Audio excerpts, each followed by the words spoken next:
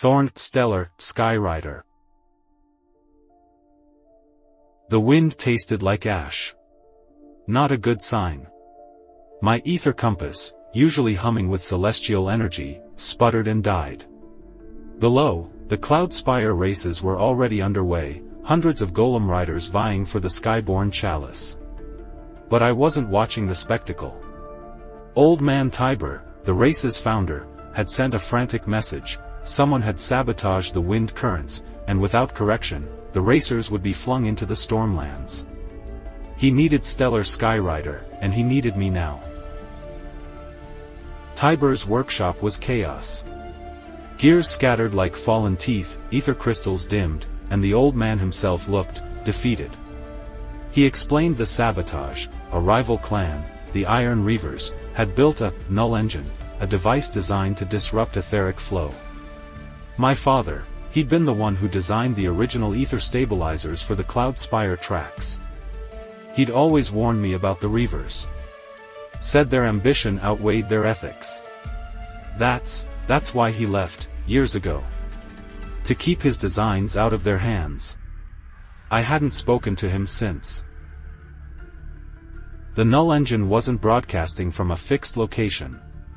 It was moving, attached to one of the racer's golems, a hulking, obsidian monstrosity piloted by Kael Voreth, the Iron Reaver's champion.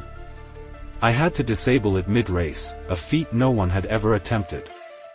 The problem was, Voreth's golem wasn't just fast, it was shielded by a distorting field that scrambled etheric readings. Tracking it was like trying to catch smoke with your bare hands. I needed a frequency bypass, a risky modification my father used to make.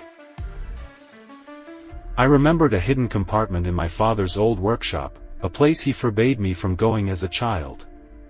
It was filled with prototypes, failed experiments, and a half-finished frequency modulator. It needed recalibration, and time was running out.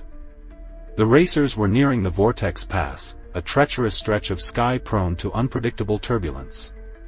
If the null engine stayed active through the pass, it would be a disaster. As I worked, I found a datapad.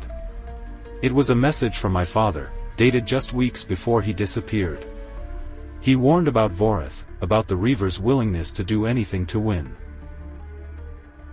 The datapad revealed the key to disabling the null engine, a harmonic resonance frequency, tuned to Voreth's golem's core.